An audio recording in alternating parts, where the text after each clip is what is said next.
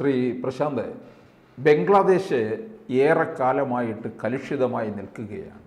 ഒരു കലാപഭൂമിയായി തീർന്നിരിക്കുകയാണ്. അവിടെ ന്യൂനപക്ഷങ്ങളെ അടിച്ചമർത്തിക്കൊണ്ടിരിക്കുകയാണ്. ഇന്ത്യയെ വെറുപ്പിച്ചുകൊണ്ട് ബംഗ്ലാദേശിന് ഒരിക്കലും മുമ്പോട്ട് പോകാൻ കഴിയില്ല. കാരണം ഇന്ത്യയുടെ വിയർപ്പാണ് ബംഗ്ലാദേശ്. നമുക്ക് അവിടവുമായിട്ടുള്ള ബന്ധവും അവർക്ക് നമ്മളുമായിട്ടുള്ള ബന്ധവും എന്ന് പറയുന്നത് അത്ര ദൃഢമാണ്. അതിനാണ് ഉലച്ചിൽ സംഭവിച്ചുകൊണ്ടിരിക്കുന്നത്. ബംഗ്ലാദേശിനെ സംബന്ധിച്ചിടത്തോളം പാകിസ്ഥാൻ്റെ ഒരു അവസ്ഥയിലേക്കായിരിക്കും പോകുന്നത് എന്നാണ് മനസ്സിലാക്കാൻ കഴിയുന്നത്. അങ്ങനെ വരുന്നത് കൊണ്ടാണ് അവിടുന്നുള്ള വ്യവസായങ്ങളൊക്കെ തന്നെ മറ്റിടങ്ങളിലേക്ക് പോവുകയാണ്. ഈ തുണി വ്യവസായം വളരെ നന്നായിട്ട് സമ്പുഷ്ടമായി നിൽക്കുന്ന ഒരിടമാണ്. അതിനിപ്പോൾ ഇന്ത്യയിലേക്ക് വരാൻ പോവുകയാണ്. അതവർക്ക് വലിയൊരു തിരിച്ചടിയും നമുക്കിവിടെ വലിയ നേട്ടവും ഉണ്ടാക്കാൻ പോവുകയല്ലേ. അതെ സാറേ, ഈ ബംഗ്ലാദേശിലെ തുണി വ്യവസായം അവരുടെ ഏറ്റവും മർമ്മപ്രധാനമായിട്ടും അല്ലെങ്കിൽ ഏറ്റവും കൂടുതൽ കയറ്റുമതി ഉള്ളതും ഏറ്റവും കൂടുതൽ GDP അവർക്ക് നേടിക്കൊടുത്തുകൊണ്ടിരിക്കുന്നതായ GDP-യിൽ നല്ലൊരു ശതമാനം, അതായത് GDP-യിൽ ഒരു 11%, അവരുടെ GDP-യിൽ ഒരു 15% തുണി വ്യവസായത്തിൽ കൂടെ തന്നെയാണ് വരുന്നത്. അപ്പം അതിനകത്ത് ഈ പറയുന്നത് പോലെ വിള്ളൽ വീഴുകയാണ്. കാരണം നമ്മളുമായിട്ടുള്ള പ്രശ്നം തുടങ്ങുമ്പോൾ തന്നെ വിഷയം കലുഷിതമായപ്പോൾ മോദി ചെയ്തതെന്ന് പറഞ്ഞാൽ ഏതാണ്ട് നമ്മൾ ഉൽപ്പാദിപ്പിക്കുന്ന പരുത്തിയുടെ 35% നൂലല്ല നമ്മളാണ് കൊടുക്കുന്നത്, 30% നമ്മൾ അവർക്കാണ് കൊടുക്കുന്നത്. അവരുടെ ആവശ്യം കഴിഞ്ഞേ നമ്മൾ മറ്റൊരു രാജ്യത്തിന് നൂല് കയറ്റുമതി ചെയ്യത്തുള്ളൂ. നമുക്ക് നൂല് കയറ്റുമതിക്ക് വേറെ രാജ്യങ്ങളില്ലാത്തതുകൊണ്ടല്ല, ഈ സാറ് പറഞ്ഞതുപോലെ നമ്മളുടെ വിയർപ്പും നമുക്ക് ഏറ്റവും വേണ്ടപ്പെട്ടതും നമ്മൾ പറയുന്നത് പോലെ പോകുന്ന ഒരു രാജ്യമായിരുന്നു. ഹസീനയുടെ ഭരണം ആയപ്പോഴത്തേന് അവർ ആ കൂറ് നമ്മളോട് കൃത്യമായിട്ട് പുലർത്തിയിരുന്നു. കാരണം നമ്മളെ വിട്ട് ഒരു കാര്യത്തിനും അവർ തീരുമാനം എടുക്കത്തില്ലായിരുന്നു. അപ്പോൾ അത്രയ്ക്ക് അപ്പോൾ അവരെ സഹായിക്കുന്ന ഏത് രീതിയിൽ സഹായിക്കും? സാമ്പത്തികമായിട്ട് സഹായിക്കും.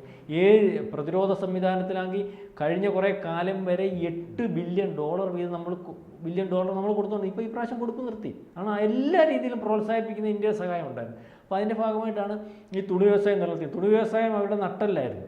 മാത്രമല്ല അവിടുന്ന് വരുന്ന തുണികൾക്ക് ലോകത്ത് നല്ലൊരു നല്ല ബ്രാൻഡാണെന്നുള്ളൊരു അംഗീകാരം ഉണ്ടായിരുന്നു. ഇപ്പം ഏറ്റവും അവസാനം കിട്ടുന്ന റിപ്പോർട്ടെന്ന് പറഞ്ഞാൽ ഏതാണ്ട് 10,000 കോടി രൂപയുടെ നിക്ഷേപം യോഗി ആദിത്യനാഥിൻ്റെ അല്ലെങ്കിൽ UP-യിൽ മാത്രം അവിടുത്തെ ബ്രാൻഡുകൾ തുടങ്ങുന്നതിന് വേണ്ടി അല്ലെങ്കിൽ അവിടുന്ന് ആ ബ്രാൻഡുകൾ ഇങ്ങോട്ട് മാറ്റി സ്ഥാപിക്കുന്നതിന് വേണ്ടി തീരുമാനമായിട്ടുണ്ട്, അല്ലെങ്കിൽ അവർ ശ്രമിച്ചിട്ടുണ്ട്. കാരണം അവരുടെയും കുറ്റമല്ല. കാരണം നിരന്തരം വിഷയങ്ങൾ ഉണ്ടാകുന്ന ഒരു രാജ്യം, കലുഷിതമായിട്ടുള്ള രാജ്യം, കയറ്റുമതി ഇറക്കുമതി സുഗമമായിട്ട് ചെയ്യാൻ പറ്റാത്ത ഒരു രാജ്യത്ത് കമ്പനികളൊന്നും നിൽക്കത്തില്ല. കാരണം ഇത് ജനാധിപത്യ സംവിധാനത്തിലും ഉറച്ച നിലപാടുമായിട്ടും അല്ലെങ്കിൽ നല്ല മുന്നോട്ടുള്ള പോക്കുള്ള രാജ്യത്തല്ലേ വ്യവസായത്തിന് നിൽക്കാനൊക്കെ വരും. ആ നാളെ കാലത്തെയുള്ള അക്രമാരികളെല്ലാം കയറി ഒരു വ്യവസായ ഓഫീസ് തല്ലിപ്പൊറിക്കുക, അല്ലെ അവിടെ കാര്യങ്ങളെല്ലാം പറിക്കൊണ്ട് പോകുക. അപ്പോൾ അതേ രീതിയിലല്ലയോ അവിടെ നടന്നുകൊണ്ടിരുന്നത്. അവിടെ കലാപം വന്നു കഴിഞ്ഞിട്ട് മൃഗങ്ങൾക്ക് പോലും കാഴ്ചകളായി കിടക്കാൻ പറ്റാത്ത അവസ്ഥയായിരുന്നു. അതിനെ പോലും ഇവന്മാർ പറക്കിക്കൊണ്ട് പോയി.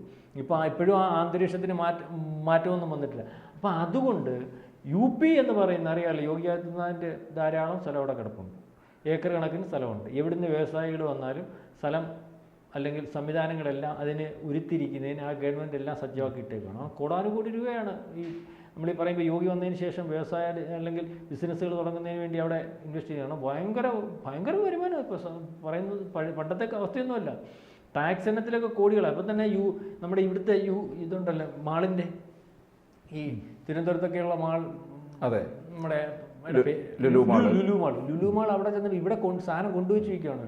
ലുലു മാൾ അവിടെ ചെന്നപ്പം അദ്ദേഹമായിട്ടുള്ള കരാർ എന്ന് പറഞ്ഞാൽ മാനുഫാക്ചറിങ് ഇവിടെ വേണം. മനസ്സിലാവുന്നുണ്ട്. സാധനം നിങ്ങൾ മാൾ തുടങ്ങാനുള്ള എല്ലാ സംവിധാനങ്ങളും അതിനുള്ള എല്ലാ കാര്യങ്ങളും ചെയ്ത് മാനുഫാക്ചറിങ് കൂടെ ഞങ്ങളുടെ രാജ്യത്ത് വെച്ചാണ്. മാനുഫാക്ചറിങ് കൂടെ നടത്തി കഴിയുമ്പോഴത്തേന് എന്തുവേണ്ടി പൈസ അവിടെ കിടന്ന് ഇൻവെസ്റ്റ് ചെയ്തിട്ട് അവിടെ കിടന്ന് ക്രയം ചെയ്യും സാറേ. ഈ പൈസ മണി റൊട്ടേഷൻ എന്ന് പറഞ്ഞാൽ വലിയൊരു കാര്യമില്ല. അവിടെ ഒരാൾ ജോലിക്ക് പോകുന്നു, അവിടുത്തെ ഓരോരുത്തൻ്റെ പൈസ വരുന്നു, ആ പൈസ മലക്കരക്കടയിൽ പോകുന്നു, ആ പൈസ പലചരക്കടയിൽ പോകുന്നു. ഇത് അങ്ങനെ വരുമ്പോഴാണ് ഈ പൈസ ബാങ്കിൽ കിടക്കുമല്ല, അവിടെ കിടന്ന് ക്രയം ചെയ്യുമ്പോൾ ഭയങ്കരമായിട്ട് വികസനം ഉണ്ടാകും. അപ്പോൾ ഈ രീതിയിലേക്ക് കാര്യങ്ങൾ പോവുകയാണ്. അതായത് അടുത്ത 5 കൊല്ലത്തേക്ക് ഏതാണ്ട് $100 ബില്യൺ കയറ്റുമതി മാത്രമാണ് ഈ ഇൻവെസ്റ്റ്മെൻറ്റ് കൊണ്ട് ഇവർ ഉദ്ദേശിക്കുന്നത്. മനസ്സിലാവുന്നുണ്ട്. അപ്പം കയറ്റുമതി ഇറക്കുമതി എന്ന് പറഞ്ഞാൽ ഏറ്റവും കൂടുതൽ ട്രേഡിങ് ഉണ്ടായിരുന്നത്, അതായത് കഴിഞ്ഞ കുറേ കാലമായിട്ട് ഏതാണ്ട് വളരെ കൂടുതൽ 100 കണക്കിന് ബില്യൺ കയറ്റുമതി ഇറക്കുമതി നടത്തിക്കൊണ്ടിരുന്ന രാജ്യം ആണ് നമ്മൾ ഈ ബംഗ്ലാദേശുമായിട്ട് നമ്മളുമായിട്ടുള്ള ആ ഇത് വെച്ചിട്ട്. അപ്പോൾ അവരുടെ തന്നെ ഏതാണ്ട് 2 മില്യൺ ഈ എന്തോ കയറ്റുമതി അല്ലെങ്കിൽ ഇങ്ങോട്ട് നമ്മുടെ രാജ്യത്തോട്ട് ഇറക്കുന്നത്, അതായത് നമ്മളങ്ങോട്ട് വളരെ കൂടുതലായിട്ട് അല്ലെങ്കിൽ ചെയ്തിട്ടുണ്ട്. അപ്പോൾ ഇതേ രീതിയിലുള്ള ബിസിനസ്സുകളും ട്രേഡിങ്ങുകളും എല്ലാ സംവിധാനങ്ങളും ഇല്ലായ്മയാകുന്ന ഒരു അവസ്ഥയിലേക്ക് കാര്യങ്ങൾ പോവുകയാണ്. അതായത് സാറ് മുമ്പേ പറഞ്ഞതുപോലെ ഇനിയൊരു പട്ടിണി രാജ്യം കൂടി വരികയാണ്. അതായത് ആഗ്രഹിച്ചതുപോലെ മതം മാത്രം കഴിച്ച് ജീവിക്കേണ്ട ഒരു അവസ്ഥയിലേക്ക് കാര്യങ്ങൾ പോവുകയാണ്. കാരണം മത്സ്യബന്ധനത്തിൻ്റെ ഈ പറഞ്ഞതുപോലെ അവിടുത്തെ മീനിൻ്റെ ഒരു വലിയ വ്യവസായം ഉണ്ടായിരുന്നു ഇവരുമായിട്ട് ബന്ധപ്പെട്ട്. അതുപോലെ ഈ നമ്മൾ അങ്ങോട്ട് കയറ്റുമതി ചെയ്യുന്ന സാധനങ്ങളായിരുന്നു ഈ ശുദ്ധീകരിച്ച പെട്രോള്, വെളിച്ചെണ്ണ, വെളുത്തുള്ളി, അങ്ങനെ പല സാധനങ്ങളും ഈ കയറ്റുമതിയൊക്കെ ചെയ്യുന്നുണ്ടായിരുന്നു. അതുപോലെ ഉരുളൻകിഴങ്ങ്, നമ്മുടെ ഇനി ഇടയ്ക്ക് ഉരുളൻകിഴങ്ങ് വേണ്ടാന്ന് പറഞ്ഞുകൊണ്ട് പോയി പാകിസ്ഥാനിൽ നിന്ന് ഉരുളൻകിഴങ്ങ് എടുത്തു. ഇവിടുന്ന് പാകിസ്ഥാനാണ് കൊടുക്കുന്നത്. പാകിസ്ഥാനിൽ നമ്മൾ കൊടുക്കുന്ന ഉരുളൻകിഴങ്ങ് അവന് കയറ്റി കൊടുക്കുമ്പോൾ എത്ര രൂപയാവും? മാത്രമല്ല അവനത്ര കൊടുക്കാൻ പറ്റും. പട്ടിണി കിടക്കുന്നവൻ എന്ത് ചെയ്യാൻ പറ്റും? അതേ രീതിയിലേക്കാണ് കാര്യങ്ങൾ. അപ്പം യോഗി ആദിത്യനാഥ് ഈ ലോകത്ത് ഉടനീളം ബിസിനസ്സുകാരെ ക്ഷണിക്കുന്നതിനൊപ്പം അപ്രതീക്ഷിതമായിട്ട് ഒരു രാജ്യത്തിൻ്റെ പ്രധാനപ്പെട്ട ബിസിനസ് ആയിട്ടുള്ള തുണി വ്യവസായം, അവരുടെ ഏറ്റവും പ്രധാനം ആ തുണി വ്യവസായം ഇതിൽ പറഞ്ഞതുപോലെ മൊത്തത്തിൽ പർച്ചേസ് ചെയ്തു. 10,000 കോടി രൂപയുടെ നിക്ഷേപം അവിടുത്തെ ബ്രാൻഡുകൾ യോഗിയുടെ കീഴിൽ, UPയുടെ കീഴിൽ, ഇന്ത്യയുടെ കീഴിലാണ് പ്രധാനം. അപ്പം അതിനകത്ത് യോഗിയുടെ കീഴിലാകുമ്പോൾ യോഗിക്ക് അതിനകത്ത് കൂടുതൽ ടാക്സ് കിട്ടും. യോഗിയുടെ സംസ്ഥാനത്തിന് കൂടുതൽ ഇതാവും. യോഗിക്ക് അവിടെ ബിസിനസ്സുകൾ കൊണ്ടുവരുന്നതിന് യോഗി വളരെ പ്രയത്നം. യോഗിയുടെ അവിടെ ബിസിനസ് ചെയ്യുന്നതിന് വേണ്ടി വിദേശ ബ്രാൻഡുകൾ മൊത്തം വരുന്നുണ്ട്. കാരണം ഈ ഗുജറാത്തിൽ പണ്ട് മോദി ചെയ്തതുപോലെ ബിസിനസ്സുകാർ വന്നാൽ ആ ബിസിനസ്സുകാരുടെ കൂടെ 3 ഉദ്യോഗസ്ഥരെ അങ്ങ് വിടുകയായിരുന്നു. എന്നിട്ട് ആ ബിസിനസ് തുടങ്ങിയിട്ട് ആ ഉദ്യോഗസ്ഥനോട് ഇരുന്നാൽ മതി. അതിന് ഫയലിൽ ഇത്ര ദിവസമൊന്നുണ്ടായിരുന്നു. ഒരു ബിസിനസ് ഓപ്പൺ ചെയ്യാൻ ഒരാൾ വന്നാൽ ആ ഫയൽ ഓപ്പൺ ചെയ്തിട്ട് ക്ലോസ് ചെയ്യേണ്ട ഇത്ര സമയമൊന്നുണ്ടായിരുന്നു. ഇവിടുത്തെ കൂട്ട് വന്ന് ചെക്ക് ചെയ്യട്ടെ കാശുകൊണ്ട്, ഇവിടെ വന്ന് ചെക്ക് ചെയ്യട്ടെ കാശുകൊണ്ട് സംവിധാനമൊന്നും ഇല്ലായിരുന്നു. അതുകൊണ്ടാണ് ലോകത്തുള്ള ബിസിനസ്സുകളെല്ലാം ഗുജറാത്തിൽ വന്നത്. ഗുജറാത്ത് അത്രയും സമ്പന്നമായത്. അത് വളരെ ബുദ്ധിയുള്ള ഒരു മനുഷ്യനാണ് അദ്ദേഹം. ഗുജറാത്തിക്ക് ഭയങ്കര ബിസിനസ് ബുദ്ധിയാണെന്ന് പറയുന്നത്. ഇതിൻ്റെ അറിയണമെങ്കിൽ ഈ ബംഗ്ലാദേശിൽ ആ വിഷയം വന്നല്ലോ, നമ്മളിപ്പോൾ പറഞ്ഞു, ആ വിഷയം വന്ന അന്ന് പുള്ളി പ്രശ്നമായിരുന്ന പരുത്തി കയറ്റുമതി അങ്ങ് നിർത്തി.